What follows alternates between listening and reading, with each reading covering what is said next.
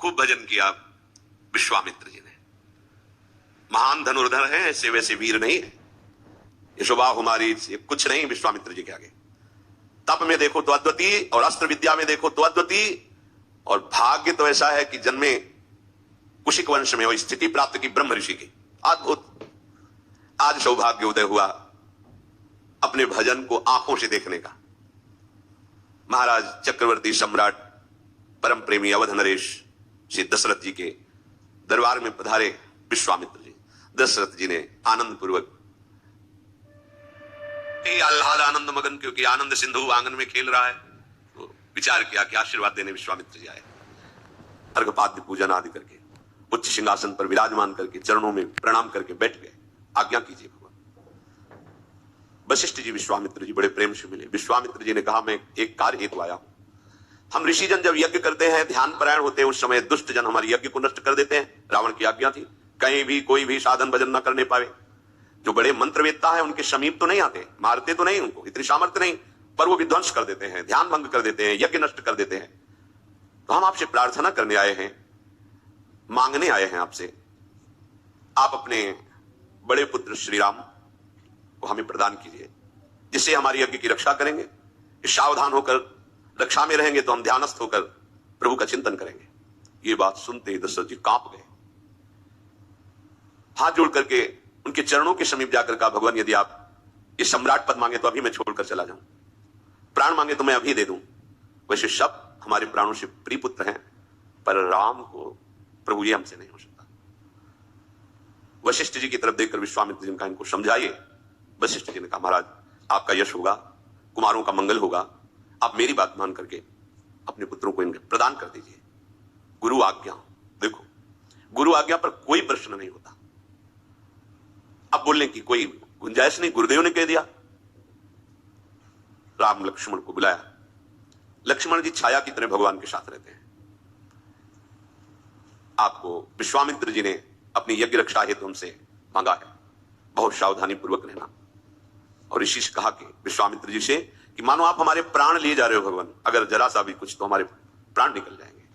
वहां से आदेश लेकर माताओं को प्रणाम करके प्रभु विश्वामित्र जी, ये भजन का फल साथ चल रहा है।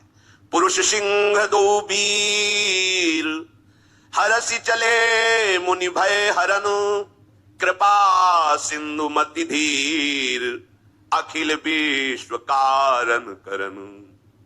पुरुष सिंह श्री राम लक्ष्मण मुनियों का भय हरण करने के लिए, भक्तों का भय हरण करने के लिए प्रसन्न होकर जा रहे, उदास नहीं कि मैं अपने परिजनों से वियोग प्राप्त कर रहा हूं। बहुत प्रसन्नचित सेवा मिली है हमें, महर्षियों की सेवा मिली। प्रभु आनंद मगन होकर के उनके साथ जा रहे हैं। अरुणिमा छाई हुई कमल नयन, विशाल वक्षा स्थल, अजान बाहु लंबी भुजाएं, नील कमल श्याम तमाल के समान कांति, बिजली की कांति जैसा पीतांबर धारण किए हुए, तरकस पीठ पर और धनुष बाण हाथों में। श्याम गौर जोड़ी विश्वामित्र जी आगे बार बार प्रभु की छवि देखते हैं। जान गया प्रभु आप अपने भक्तों से कितना प्यार करते हैं।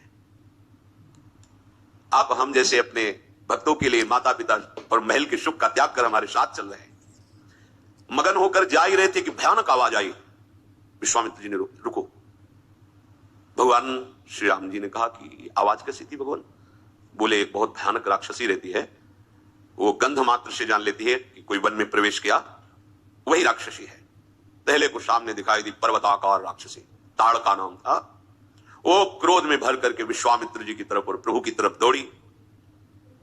भगवान हर समय सावधान चल रहे हैं, एक हाथ धनुष पर और एक बाण पीठ में दूड़े, निकालने की जरूरत नहीं। और प्रभु का बाण अमोघ है, संधान किया जाता है तो लक्ष्य का भेद करके पुनः प्रभु के हाथ में आ जाता है। प्रभु ने तत्काल बाण संधान किया। जे भी भगवान के बाण का स्पर्श हुआ, ताड़का अपने राक्षसी स्वरूप को छोड़कर भगवत स्वरूप को प्राप्त हो गई। भगवान के बाण के स्पर्श से मुनिजन वांछित दुर्लभ पद प्राप्त हुआ है, जो बिल्कुल घोर निशाचर है, असुर भाव से युक्त है। भगवान का अवतार केवल मंगल के लिए, केवल मंगल। ऐसे ही कृष्णावतार में छठी के दिन पूतना का, जैसे प्रभु का लीला प्रारंभ हो रहा है उद्धार के लिए, ताड़का। उधर सबसे छठी के दिन ही पूतना आ गई थी, उत्सव मनाया जा रहा था। वो गति सुखदेव जी आनंद मगन होकर कहते, जो मैया यशोदा को गति मिलनी वो गति पूतना को दी। ऐसा दयालु कौन होगा? बड़े बड़े महात्मा जन जिनकी आराधना करते रहते हैं, वो पदवी ताड़का को प्रभु ने प्रदान की। जे ही बाण प्रवेश किया शरीर, निष्पाप हो गई, दिव्य रूप धारण कर भगवत धाम को गई। विश्वामित्र जी ने देखा, निर्भय हो रहे हैं विश्वामित्र जी, और बोले कि आज मैं तुम्हें ऐसी विद्या प्रदान करता हूं कि तुम्हें कभी भूख नहीं लगेगी और कभी प्यास नहीं लगेगी। कभी भूख प्यास नहीं लगेगी, ऐसी विद्या प्रदान की। तुम्हारे शरीर में अतुलित तेज और बल है। मैंने जितने दिव्यास्त्र सीखे हैं वो सब तुम्हें प्रदान करता हूं। वैसे तो सब प्रभु से ही प्रकट हुए, पर लीला में विश्वामित्र जी ने दिव्यास्त्र भगवान को प्रदान किए। सुखपूर्वक आश्रम में प्रभु विराजमान हुए। बहुत से ऋषि मुनि अपने अपने आश्रमों से आकर के प्रभु के दर्शन कर रहे हैं और आशीष देते हैं और निर्भय हो जाते हैं कि अब हम सब ध्यान भजन यज्ञ निर्भय होकर करेंगे, क्योंकि श्री राम लक्ष्मण रक्षा के लिए है। ऐसा नहीं कि प्रभु विश्वामित्र जी या उन्हीं मुनियों की रक्षा के लिए है, आपकी भी रक्षा के लिए। आप भजन करो। देखो, एक बार काशी में जो कुछ मन में मलिनता रखते थे, ऐसे लोगों ने विचार किया कि गोस्वामी जी की हस्तलिखित जो भगवत लीला है, बहुत अद्भुत चमत्कार, जो सुने आसक्त हो जाए, जो पढ़े आंसुओं की धार बहने लगे। सबको लगा कि जो संस्कृत के ग्रंथ है महामहिम है, उनके प्रभाव से भी बढ़कर इनका प्रभाव बढ़ता जा रहा है। अगर ये ग्रंथ ही हटा दिया जाए तो रात्रि में गोस्वामी जी जब सो रहे हो तो इस ग्रंथ को उठा करके गंगा जी में प्रवाहित कर दिया जाए, पक्का हो गया। आज जब रात्रि में गए तो वहां देखा कि दो नौ किशोर गौर श्याम धनुष बाण बिल्कुल संधान किए हुए खड़े। भय लगा।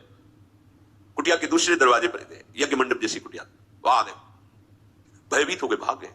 दूसरे दिन आए और कहा मैं उन रक्षकों के दर्शन करना चाहता हूं जो रात्रि में हमने। यहाँ कौन रक्षक, हम तो भगवान के दास हैं, यहाँ तो कोई रक्षा में नहीं, हम रात्रि में। उन्होंने अपनी बात बताई, हम आए थे उस ग्रंथ को ऐसा, पर हमने देखा कि दो नौ किशोर तेज राशि रक्षा।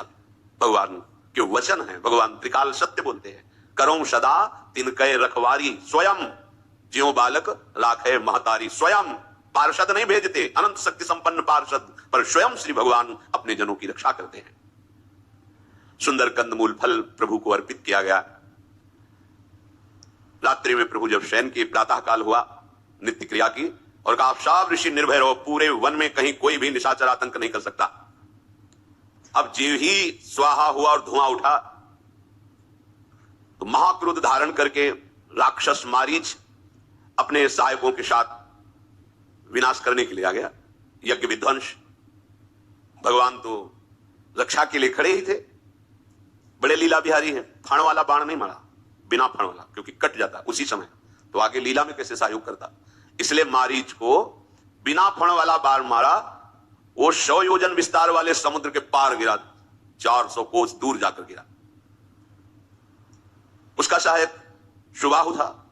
सुबाहु ने अपनी सेना सहित आक्रमण किया, अग्निबाण का संधान करके सुबाहु को भस्म कर दिया और लखनलाल ने सारी सेना को नाश कर दिया। ऋषियों से कहा आप निर्भय हो जाओ, मारीच सुबाहु का भय बिल्कुल नहीं, कुछ किसी की सामर्थ्य नहीं जब तक हम रक्षा में है यहां को। इसलिए शरणागति का पहला लक्षण है निर्भय। क्यों? मेरे प्रभु कह रहे हैं, वादा कर रहे हैं कि तुम निश्चिंत रहो, योगक्षेमम भाम्यहम्, मैं हूं ना। कहां आप स्वीकार करते हैं कि प्रभु आपके साथ है? संतों ने अनुभव किया है।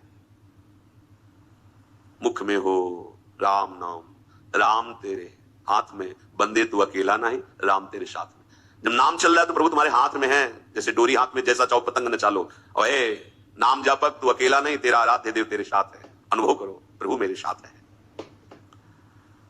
कुछ दिन रह करके ब्रह्म ऋषियों के पास बैठ करके सुंदर सुंदर पुराण स्मृतियों की वार्ता होती है, प्रभु श्रवण करते हैं। यद्यपि प्रभु सब कुछ जानते हैं पर मर्यादा है। भगवत चर्चा और ये सब जानते हैं, पर ऐसा सुनने में लगना चाहिए नवम नवम, मानो मैंने पहली बार सुना है। ये भक्त रसिक का हृदय होता है। इतने में एक ऋषि ने आके सूचना दी विश्वामित्र जी को